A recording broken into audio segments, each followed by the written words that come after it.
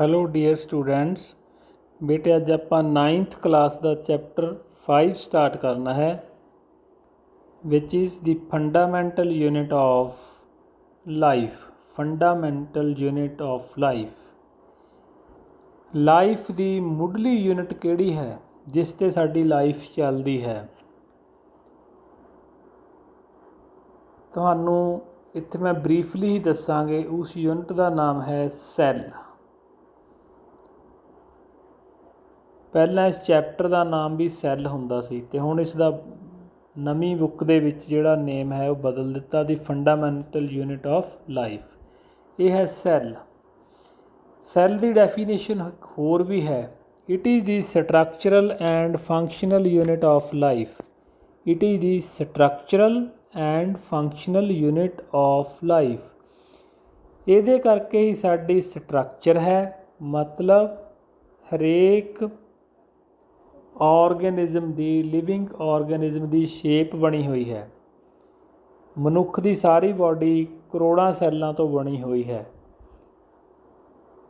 ਅਤੇ ਸਾਡੀ ਬਾਡੀ ਕੰਮ ਜਿਹੜਾ ਕਰ ਰਹੀ ਹੈ, ਫੰਕਸ਼ਨ ਕਰ ਰਹੀ ਹੈ। ਅਸੀਂ ਤੁਰ ਰਹੇ ਹਾਂ, ਸਾਹ ਲੈ ਰਹੇ ਹਾਂ, ਬੋਲ ਰਹੇ ਹਾਂ, ਦੇਖ ਰਹੇ ਹਾਂ, ਇਹ ਵੀ ਸਾਰਾ ਸੈੱਲ ਕਰਕੇ ਹੀ ਹੈ। ਸਾਰੀ ਬਾਡੀ ਹੈ ਜਿਹੜੀ ਸੈੱਲਾਂ ਤੋਂ ਬਣੀ ਹੋਈ ਹੈ। ਸੈੱਲਾਂ ਕਰਕੇ ਹੀ ਇਸ ਦੀ ਸ਼ੇਪ ਹੈ, ਸਟਰਕਚਰ ਹੈ। ਸੈੱਲਾਂ ਕਰਕੇ ਹੀ ਇਹ ਫੰਕਸ਼ਨ ਕਰ ਰਹੀ ਹੈ। ਇਸ ਲਈ ਸੈੱਲ ਦੀ ਦੂਸਰੀ ਡੈਫੀਨੇਸ਼ਨ ਹੈ, it is the structural and functional unit of life. It is the structural and functional unit of life.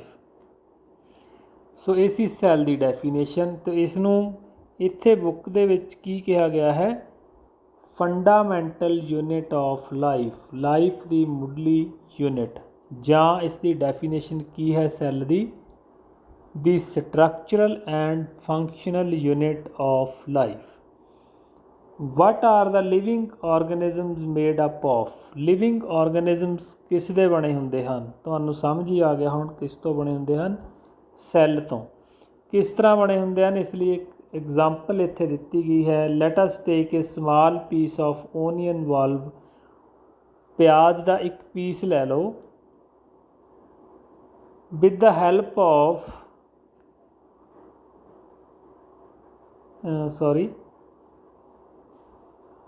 we can peel off the skin called epidermis from the inner side of the onion। Onion ਦੇ inner side ਤੋਂ ਇੱਕ ਬਰੀਕ ਪਰਤ ਲੈ ਜਾਂਦੀ ਹੈ, ਸਾਨੂੰ ਪਤਾ ਹੈ, ਜਿਸ ਨੂੰ ਐਪਾਈਡਰਮਸ ਕਿਹਾ ਜਾਂਦਾ ਹੈ। ਮੈਂ ਤੁਹਾਨੂੰ ਬਰੀਫਲੀ ਸਮਝਾਵਾਂਗਾ। ਉਸ ਨੂੰ ਇੱਕ ਗਲਾਸ ਸਲਾਈਡ ਦੇ ਉੱਤੇ ਲਾ ਕੇ ਜਦੋਂ ਅਸੀਂ ਮਾਈਕਰੋਸਕੋਪ ਦੇ ਵਿੱਚ ਹੀ ਦੇਖਾਂਗੇ, ਐਗਜ਼ਾਈਮ ਕਰਾਂਗੇ, ਤਾਂ ਸਾਨੂੰ ਇਸ ਤਰ੍ਹਾਂ ਦੀ ਸਟਰਕਚਰ ਨਜ਼ਰ ਆਵੇਗੀ। ਇਹ ਸਟਰਕਚਰ ਕਿਵੇਂ ਬਣੀ? ਸਟਰਕਚਰ ਕੀ ਤੋਂ ਬਣਦੀ ਹੈ? ਸੈੱਲ ਤੋਂ। ਸੈੱਲ ਕੀ ਹੈ? ਇੱਕ ਪੋਰਸ਼ਨ ਹੈ ਲਾਈਕ ਦਿਸ, ਇਸ ਨੂੰ ਸੈੱਲ ਕਿਹਾ ਜਾਂਦਾ। ਅਤੇ ਇਸ ਦੇ ਸੈਂਟਰ ਦੇ ਵਿੱਚ ਜੋ ਹੈ ਉਹ ਹੈ ਨਿਊਕਲੀਅਸ। ਸੈੱਲ ਦੇ ਵਿੱਚ ਇੱਕ ਨਿਊਕਲੀਅਸ ਹੁੰਦਾ ਹੈ ਸੈਂਟਰ ਦੇ ਵਿੱਚ, ਅਤੇ ਸੈੱਲਾਂ ਨੂੰ ਜੋੜ ਕੇ ਹੀ ਇਹ ਸਾਰੀ ਸਟਰਕਚਰ ਬਣੀ ਹੈ। ਜਿਵੇਂ ਇੱਕ ਅਸੀਂ ਬਿਲਡਿੰਗ ਬਣਾਉਣੀ ਹੈ, ਇੱਥੇ ਐਗਜ਼ਾਮਪਲ ਦਿੱਤੀ ਹੋਈ ਹੈ। ਜੇ ਅਸੀਂ ਬਿਲਡਿੰਗ ਬਣਾਉਣੀ ਹੈ ਤਾਂ ਅਸੀਂ ਇੱਕ ਇੱਟ ਜੋੜ ਕੇ ਬਿਲਡਿੰਗ ਬਣਾ ਦਿੰਦੇ ਹਾਂ। ਉੱਥੇ ਇੱਟ ਇੱਕ ਕੀ ਕੰਮ ਕਰ ਰਹੀ ਹੈ? ਸੈੱਲ ਦਾ ਕੰਮ। ਸੈੱਲ ਜਿਸ ਤਰ੍ਹਾਂ ਜੋੜ ਕੇ ਬਾਡੀ ਬਣਾਉਂਦੇ ਹਨ, ਇੱਕ ਇੱਟ ਜੋੜ ਕੇ ਬਿਲਡਿੰਗ ਬਣ ਜਾਂਦੀ ਹੈ। ਬਿਲਡਿੰਗ ਦੇ ਵਿੱਚ ਅਸੀਂ ਸੈੱਲ ਕਿਸ ਨੂੰ ਕਹਾਂਗੇ? ਇੱਟ ਨੂੰ ਕਹਾਂਗੇ। ਸਮਝਣ ਲਈ ਹੈ। ਸੋ ਇਸੇ ਤਰ੍ਹਾਂ ਸਾਡੀ ਬਾਡੀ ਹੈ ਜਿਹੜੀ ਸੈੱਲ ਤੋਂ ਬਣੀ ਹੈ, ਜਿਸ ਕਰਕੇ ਸਾਡੀ ਬਾਡੀ ਸਟਰਕਚਰ ਕਰਦੀ ਹੈ ਅਤੇ ਜਿਸ ਕਰਕੇ ਸਾਡੀ ਬਾਡੀ ਹੈ ਜਿਹੜੀ ਉਹ ਕੰਮ ਕਰਦੀ ਹੈ। ਬਹੁਤ ਸਾਰੀ ਬਾਡੀਜ਼ ਇਹੋ ਜਿਹੀਆਂ ਹਨ, ਇੱਥੇ ਪੜ੍ਹੋ। ਇਹ single cell may constitute a hole organism. ਕਈ ਵਾਰ ਕੋਈ ਆਰਗੇਨਿਜ਼ਮ ਇੱਕ ਹੀ ਸੈੱਲ ਤੋਂ ਬਣਿਆ ਹੁੰਦਾ ਹੈ, ਲਾਈਕ ਅਮੀਬਾ। ਜਿਵੇਂ ਕਿ ਅਮੀਬਾ। ਹੋਰ ਵੀ ਐਗਜ਼ਾਮਪਲਸ ਹਨ 3। ਬੈਕਟੀਰੀਆ। ਇੱਕ ਹੀ ਸੈੱਲ ਤੋਂ ਬਣਿਆ ਜਾਂਦਾ ਹੈ। ਇੱਕ ਹੀ ਸੈੱਲ ਸਾਰੇ ਬਾਡੀ ਦੇ ਕੰਮ ਕਰਦਾ ਹੈ। ਉਹੀ ਡਾਈਜੈਸਟ ਕਰਦਾ ਹੈ, ਉਹੀ ਟਰਾਂਸਪੋਰਟ ਕਰਦਾ ਹੈ, ਉਹੀ ਬਾਡੀ 'ਚੋਂ ਪਦਾਰਥਾਂ ਨੂੰ ਬਾਹਰ ਕੱਢਦਾ ਹੈ, ਐਕਸਕ੍ਰੀਸ਼ਨ ਕਰਦਾ ਹੈ, ਉਹੀ ਬਰੀਦਿੰਗ ਕਰਦਾ ਹੈ। ਅਤੇ ਇਹ single cell may constitute a whole organism as an amoeba. ਜਿਵੇਂ ਅਮੀਬਾ ਇੱਕ ਹੀ ਸੈੱਲ ਤੋਂ ਬਣਿਆ ਹੁੰਦਾ ਹੈ, ਇਸ ਤਰ੍ਹਾਂ ਦੇ ਔਰਗੈਨਿਜ਼ਮ ਨੂੰ ਕਿਹਾ ਜਾਂਦਾ ਹੈ unicellular organism. Uni means one, organism means organism. ਇੱਕ ਹੀ ਸੈੱਲ ਤੋਂ ਬਣਿਆ ਹੋਇਆ ਔਰਗੈਨਿਜ਼ਮ, ਉਸ ਨੂੰ ਕਿਹਾ ਜਾਂਦਾ ਹੈ ਯੂਨੀਸੈਲੂਲਰ। ਇੱਕ ਵਰਡ ਇੱਥੇ ਆਪਾਂ ਹੋਰ ਦੇਖਾਂਗੇ, multi cellular organism. Multi cellular ਔਰਗੈਨਿਜ਼ਮ।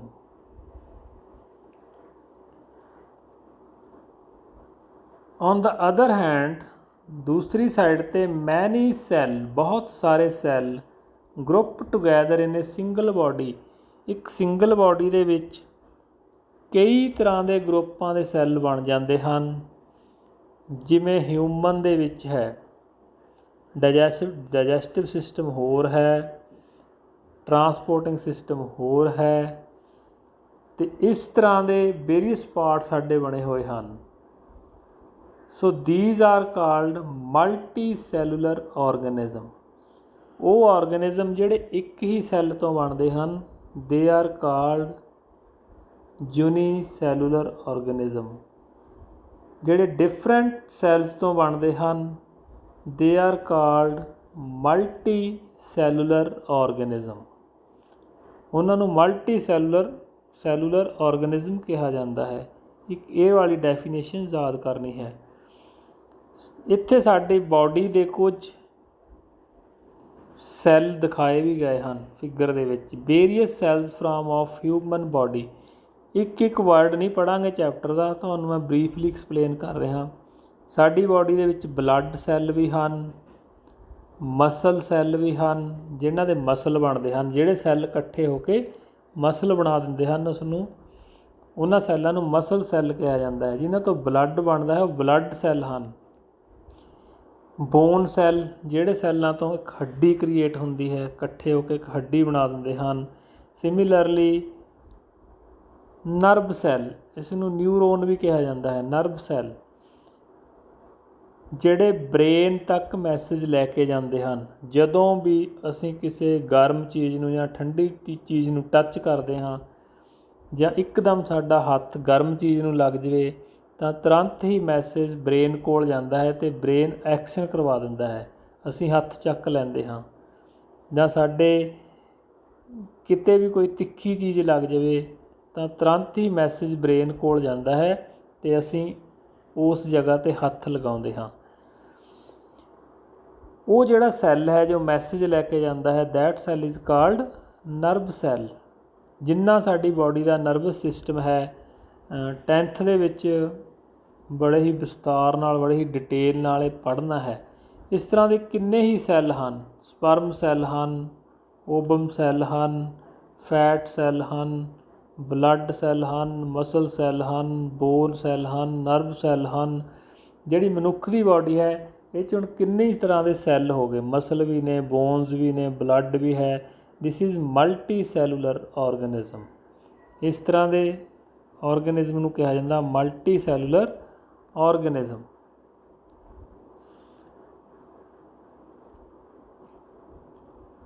ਇਹ ਕੁਐਸਚਨ ਨੇ ਬੇਟੇ, ਕੱਲ੍ਹ ਤੁਹਾਨੂੰ ਇਹਨਾਂ ਦੀ ਪਿਕਚਰ ਪਾਈ ਜਾਊਗੀ, ਤੁਸੀਂ ਲਿਖਣੇ ਆ ਹੂ ਡਿਸਕਵਰਡ ਸੈੱਲ। ਜੋ ਅਸੀਂ ਮਾਈਕਰੋਸਕੋਪ ਵਾਲਾ ਪੜ੍ਹ ਕੇ ਆਏ ਹਾਂ ਪਹਿਲੇ ਪੇਜ 'ਤੇ, ਹੂ discovered cell and how. Cell ਕਿਸ ਨੇ ਡਿਸਕਵਰ ਕੀਤਾ ਅਤੇ ਕਿਵੇਂ ਕੀਤਾ? ਰੋਬਰਟ ਹੁੱਕ, ਉਸਨੇ ਡਿਸਕਵਰਡ ਕੀਤਾ ਓਨੀਅਨ ਪੀਲ ਦੇ ਉੱਪਰ। ਨੈਕਸਟ ਕੁਐਸਚਨ ਤੁਹਾਨੂੰ ਮੈਂ ਡਿਟੇਲ 'ਚ ਦੱਸ ਵੀ ਦਿੱਤਾ ਹੈ ਅਤੇ ਲਿਖਾਂਗੇ ਵੀ, why is the cell called the structural and functional unit of life. Cell ਨੂੰ ਲਾਈਫ ਦੀ ਸਟਰਕਚਰਲ ਅਤੇ ਫੰਕਸ਼ਨਲ ਯੂਨਿਟ ਕਿਉਂ ਕਿਹਾ ਜਾਂਦਾ ਹੈ? ਕਿਉਂਕਿ ਸੈੱਲ ਹੀ ਬਾਡੀ ਨੂੰ ਸਟਰਕਚਰ ਦਿੰਦਾ ਹੈ, ਸ਼ੇਪ ਦਿੰਦਾ ਹੈ, ਬਣਾਉਂਦਾ ਹੈ, ਅਤੇ ਸੈੱਲ ਕਰਕੇ ਹੀ ਸਾਰੀ ਬਾਡੀ ਸਾਡੀ ਫੰਕਸ਼ਨ ਕਰਦੀ ਹੈ, ਕੰਮ ਕਰਦੀ ਹੈ। ਸਾਰੇ ਔਰਗਨ ਕੰਮ ਕਰਦੇ ਹਨ, ਲੀਵਰ ਕਰਦਾ ਹੈ, ਕਿਡਨੀ ਕਰਦੀ ਹੈ, ਅਤੇ ਜਿੰਨੇ ਵੀ ਬਾਡੀ ਦੇ ਪਾਰਟ ਹਨ, ਹਾਰਟ ਹੈ, ਸਾਰੇ ਹੀ ਕੰਮ ਕਰਦੇ ਹਨ। ਸੈੱਲ ਕਰਕੇ ਹੀ ਬਾਡੀ ਨੂੰ ਸ਼ੇਪ ਮਿਲੀ ਹੈ ਅਤੇ ਸੈੱਲਾਂ ਕਰਕੇ ਹੀ ਬਾਡੀ ਫੰਕਸ਼ਨ ਕਰਦੀ ਹੈ। That's why cell is called structural and functional unit of life. Next, what is a cell made up of? ਇੱਕ ਸੈੱਲ ਕਿਸ ਦਾ ਬਣਿਆ ਹੁੰਦਾ ਹੈ? What is the structure organization of cell? ਤੇ ਸੈੱਲ ਦੀ ਕਿਹੜੀ ਕਿਹੜੀ ਆਰਗੇਨਾਈਜੇਸ਼ਨ ਹੈ? ਇਸ ਦੇ ਵਿੱਚ ਅਸੀਂ 3 ਚੀਜ਼ਾਂ ਪੜ੍ਹਾਂਗੇ ਜਿਸ ਤੋਂ ਸੈੱਲ ਬਣਦਾ ਹੈ। ਮੈਂ ਤੁਹਾਨੂੰ ਇੱਕ ਡਾਇਆਗ੍ਰਾਮ ਬਣਾ ਕੇ ਸਮਝਾਉਣ ਦੀ ਕੋਸ਼ਿਸ਼ ਕਰਦਾ ਹਾਂ। ਇਹ ਸੈੱਲ ਹੈ ਅਤੇ ਇਸ ਦੇ ਸੈਂਟਰ ਦੇ ਵਿੱਚ ਨਿਊਕਲੀਅਸ ਹੁੰਦਾ ਹੈ। ਜੋ ਇਹ ਬਾਹਰਲੀ ਪਰਤ ਹੈ ਇਸ ਨੂੰ ਕਿਹਾ ਜਾਂਦਾ ਹੈ ਪਲਾਜ਼ਮਾ ਮੈਂਬਰੇਨ ਔਰ ਸੈੱਲ ਮੈਂਬਰੇਨ। ਪਲਾਜ਼ਮਾ ਮੈਂਬਰੇਨ ਔਰ ਸੈੱਲ ਮੈਂਬਰੇਨ। ਸੈਂਟਰ ਦੇ ਵਿੱਚ ਇੱਕ ਨਿਊਕਲੀਅਸ ਹੈ ਅਤੇ ਜੋ ਬਾਕੀ portion between plasma membrane and nucleus ਬਚ ਗਿਆ, ਇਸ ਨੂੰ ਕਿਹਾ ਜਾਂਦਾ ਹੈ ਸਾਈਟੋਪਲਾਜ਼ਮਾ। ਇਸ ਨੂੰ ਕਿਹਾ ਜਾਂਦਾ ਹੈ ਸਾਈਟੋਪਲਾਜ਼ਮਾ। ਇਹ 3 ਪੋਰਸ਼ਨ ਨੇ ਜਿਹੜੇ ਅਸੀਂ ਹੁਣ 1 ਬਾਏ 1 ਡਿਸਕਸ ਕਰਨੇ ਹਨ। ਇੱਕ ਵਾਰ ਇਸ 'ਤੇ ਤੁਸੀਂ ਰਿਵਿਊ ਕਰ ਲਓ। ਬਾਹਰਲਾ ਜੋ ਪੋਰਸ਼ਨ ਹੈ ਪਲਾਜ਼ਮਾ ਮੈਂਬਰੇਨ ਔਰ ਸੈੱਲ ਮੈਂਬਰੇਨ।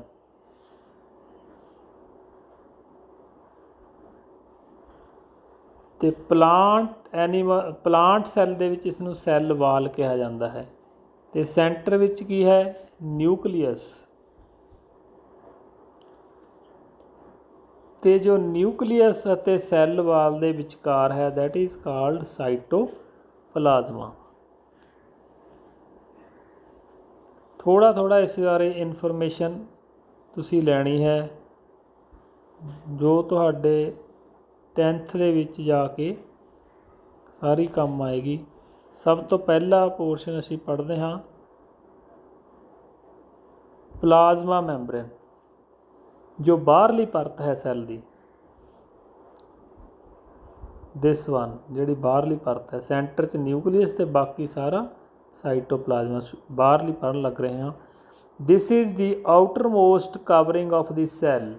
ਇਹ ਸੈੱਲ ਦੀ ਆਊਟਰ ਮੋਸਟਿੰਗ ਕਵਰਿੰਗ ਹੈ। ਜਿਵੇਂ ਸਾਡੀ ਬਾਡੀ ਦੀ ਸਕਿਨ ਹੈ, ਇਹ ਸੈੱਲ ਦੀ ਹੈ। ਸੈੱਲ ਮਾਈਕਰੋਸਕੋਪ ਨਾਲ ਦੇਖਿਆ ਜਾਣ ਵਾਲਾ ਬਹੁਤ ਹੀ ਛੋਟਾ ਪਾਰਟੀਕਲ ਹੈ ਸੈੱਲ। ਉਸ ਸੈੱਲ ਦੀ ਜਿਹੜੀ ਬਾਹਰਲੀ ਕਵਰਿੰਗ ਹੈ the outer mosting covering of cell that separates the contents of cell, ਜਿਹੜੇ ਸੈੱਲ ਦੇ ਕੰਟੈਂਟ ਨੂੰ ਸੈਪਰੇਟ ਕਰਦੀ ਆ ਕਿਸ ਤੋਂ?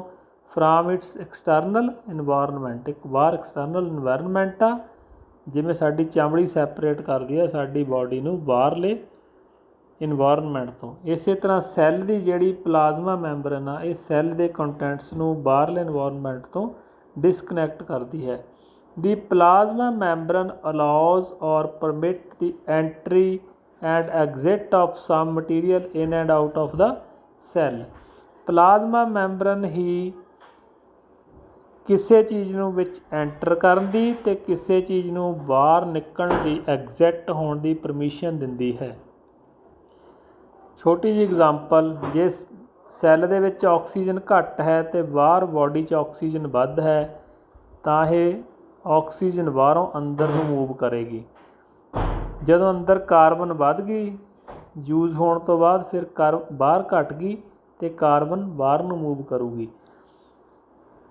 ਇਸ ਪਲਾਜ਼ਮਾ ਮੈਂਬਰੇਨ ਨੇ ਹੀ ਪਾਰਟੀਕਲਸ ਦੀ ਐਂਟਰੀ ਰੋਕਣੀ ਹੈ।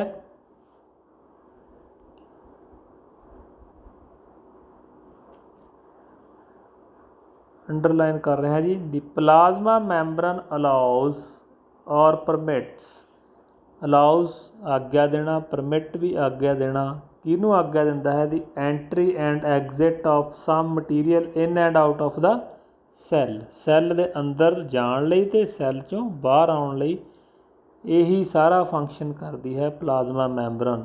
It also ਪ੍ਰੀਵੈਂਟਸ the movement of sum other materials, ਹੋਰ ਸਾਰੇ ਬਾਕੀ ਮਟੀਰੀਅਲ ਦੀ ਮੂਵਮੈਂਟ ਨੂੰ ਵੀ ਇਹੀ ਰੋਕਦੀ ਹੈ। ਦੀ ਸੈੱਲ ਮੈਂਬਰਨ ਦੇਅਰਫੋਰ ਇਜ਼ ਕਾਲਡ ਸਿਲੈਕਟਿਵਲੀ ਪਰਮੇਬਲ ਮੈਂਬਰਨ, ਇਸ ਨੂੰ ਸਿਲੈਕਟਿਵਲੀ ਪਰਮੇਬਲ ਮੈਂਬਰਨ ਵੀ ਕਿਹਾ ਜਾਂਦਾ ਹੈ, ਕਿਉਂਕਿ ਸਿਲੈਕਟ ਕਰਕੇ ਕਿਸੇ ਮਟੀਰੀਅਲ ਨੂੰ ਅੰਦਰ ਭੇਜਦੀ ਹੈ ਅਤੇ ਅੰਦਰੋਂ ਬਾਹਰ ਕੱਢਦੀ ਹੈ।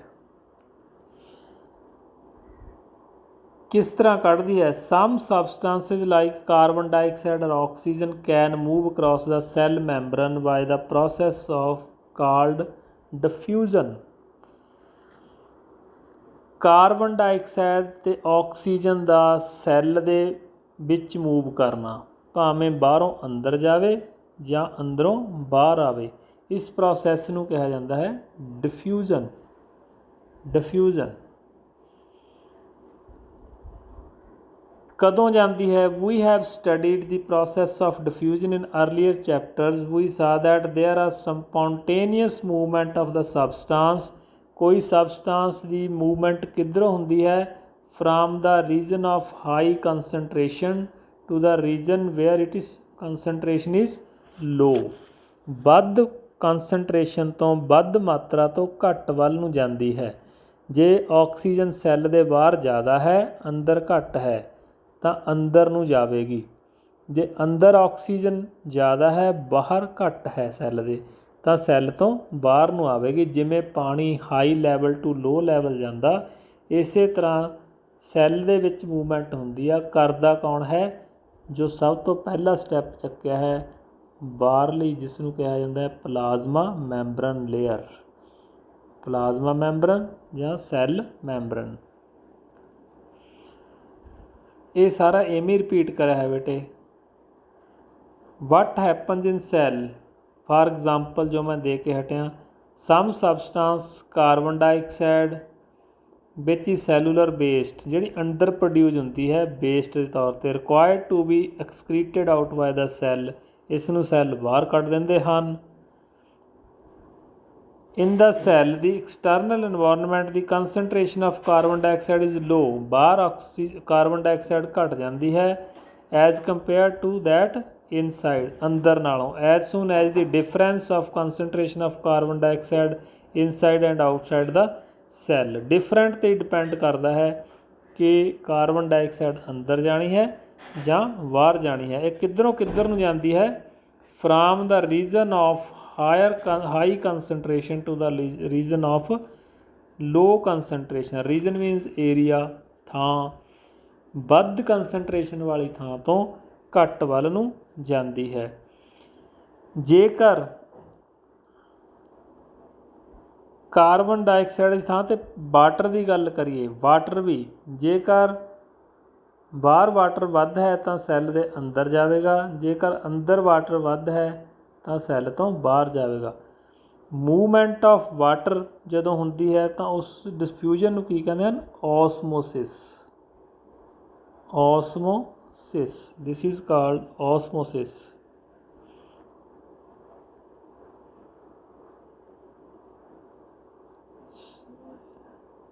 ਇੱਥੇ ਬੇਟੇ ਨੋਟ ਵੀ ਕਰਿਆ ਹੋਇਆ ਹੈ।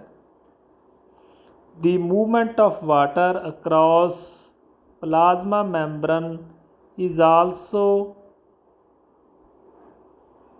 affected by the amount of substance dissolved in water. This osmosis, does osmosis किया, osmosis की definition थोड़ा जूम करके पढ़ो। Osmosis is the passage of water, ਪਾਣੀ ਦਾ ਪਾਸ ਹੋਣਾ ਕਿੱਥੋਂ ਕਿੱਧਰ ਨੂੰ? From the region of higher water concentration, ਜਿੱਥੇ ਪਾਣੀ ਵੱਧ ਆ, ਜਿੱਥੇ ਪਾਣੀ ਦੀ ਕੰਸਨਟ੍ਰੇਸ਼ਨ ਵੱਧ ਹੈ, ਕਿਹਦੇ ਰਾਹੀਂ? ਥਰੂ ਏ ਸਿਲੈਕਟਿਵਲੀ ਪਰਮੇਬਲ ਮੈਂਬਰਨ, ਪਰਮੇਬਲ ਮੈਂਬਰਨ ਰਾਹੀਂ to the region of low water concentration till equilibrium is reached. ਕਿੰਨੀ ਦੇਰ ਤੱਕ ਪਾਣੀ ਜਾਂ ਹਵਾ ਬਾਹਰ ਅੰਦਰ ਜਾਊਗੀ? ਜਦੋਂ ਤੱਕ ਅੰਦਰ ਅਤੇ ਬਾਹਰ ਲੈਵਲ ਬਰਾਬਰ ਨਹੀਂ ਹੋ ਜਾਂਦਾ। ਜਦੋਂ ਲੈਵਲ ਬਰਾਬਰ ਹੋ ਜਾਂਦਾ that state is called equilibrium state, ਉਸ ਨੂੰ ਇਕੁਇਬਰੀਅਮ ਸਟੇਟ ਕਿਹਾ ਜਾਂਦਾ ਹੈ। ਸੋ ਡਿਫਿਊਜ਼ਨ, ਹਵਾ ਦਾ ਇਨ ਆਊਟ ਹੋਣਾ ਸੈੱਲ ਦੇ ਵਿੱਚ, ਉਸ ਨੂੰ ਕਿਹਾ ਜਾਂਦਾ ਡਿਫਿਊਜ਼ਨ। ਅਤੇ ਵਾਟਰ ਦਾ ਇਨ ਅਤੇ ਆਊਟ ਹੋਣਾ ਉਸ ਨੂੰ ਕਿਹਾ ਜਾਂਦਾ ਹੈ ਓਸਮੋਸਿਸ। ਇਹ ਯਾਦ ਰੱਖਣਾ ਹੈ, ਦੋਨਾਂ 'ਚ ਫਰਕ ਹੈ। ਓਸਮੋਸਿਸ। ਅਤੇ ਮੂਵਮੈਂਟ ਕਿੱਧਰੋਂ ਕਿੱਧਰ ਨੂੰ ਹੋਣੀ ਹੈ? From the higher concentration region to the lower concentration region. ਕਦੋਂ ਤੱਕ ਹੋਣੀ ਹੈ? Still the equilibrium state is achieved, ਜਿੰਨੀ ਦੇਰ ਇਕੁਇਬਰੀਅਮ ਸਟੇਟ ਨਹੀਂ ਆਉਂਦੀ। ਲਓ ਬੇਟੇ, ਇਹ ਤੁਸੀਂ ਪੜ੍ਹ ਲੈਣਾ ਹੈ ਪਲਾਜ਼ਮਾ ਮੈਂਬਰਨ। ਅਤੇ ਨੈਕਸਟ ਜਿਹੜਾ ਟੋਪਿਕ ਹੈ ਉਹ ਅਸੀਂ ਫਿਰ ਪੜ੍ਹਨਾ ਹੈ ਸੈੱਲ ਵਾਲ। ਪਲਾਂਟ ਦੇ ਵਿੱਚ ਦੋ ਪ੍ਰਕਾਰ ਦੇ ਸੈੱਲ ਹੁੰਦੇ ਨੇ, animal cell and plant cell. Animal cell ਦੀ ਜਿਹੜੀ ਬਾਹਰਲੀ ਕਵਰਿੰਗ ਆ ਉਸ ਨੂੰ ਕਿਹਾ ਜਾਂਦਾ ਹੈ ਪਲਾਜ਼ਮਾ ਮੈਂਬਰਨ, ਅਤੇ ਪਲਾਂਟ ਸੈੱਲ ਦੀ ਜਿਹੜੀ ਬਾਹਰਲੀ ਪਰਤ ਹੈ ਉਸ ਨੂੰ ਕਿਹਾ ਜਾਂਦਾ ਹੈ ਸੈੱਲ ਵਾਲ। ਇਹ ਅਸੀਂ ਕੱਲ੍ਹ ਡਿਸਕਸ ਕਰਨਾ ਹੈ। ਇਹਨੂੰ ਅਸੀਂ ਬਰੀਫਲੀ ਹੀ ਡਿਸਕਸ ਕਰਨਾ ਹੈ। ਇਸ ਚੈਪਟਰ ਨੂੰ 2 ਅਤੇ 3 ਦਿਨ ਦੇ ਵਿੱਚ ਇਸ ਨੂੰ ਖਤਮ ਕਰ ਦਿਆਂਗੇ। ਕੱਲ੍ਹ ਪ੍ਰੋਬਲਮ ਸੀ, ਡਾਊਨਲੋਡ ਨਹੀਂ ਹੋਈ, ਇਸ ਲਈ ਅੱਜ ਤੁਹਾਨੂੰ ਇਹ ਕੰਮ ਪਾ ਰਹੇ ਹਾਂ। ਅਤੇ ਕੱਲ੍ਹ ਵੀ ਸਾਇੰਸ ਦਾ ਕੰਮ ਆਵੇਗਾ, ਕਿਉਂਕਿ ਕੱਲ੍ਹ ਮਿਸ ਹੋ ਗਿਆ, ਉਹ ਫਿਰ ਕੱਲ੍ਹ ਪਾ ਦਿੱਤਾ ਜਾਵੇਗਾ। ਇੱਥੋਂ ਤੱਕ ਤੁਸੀਂ ਬੇਟੇ ਪੜ੍ਹਨਾ ਹੈ। Okay, thank you, have a nice day.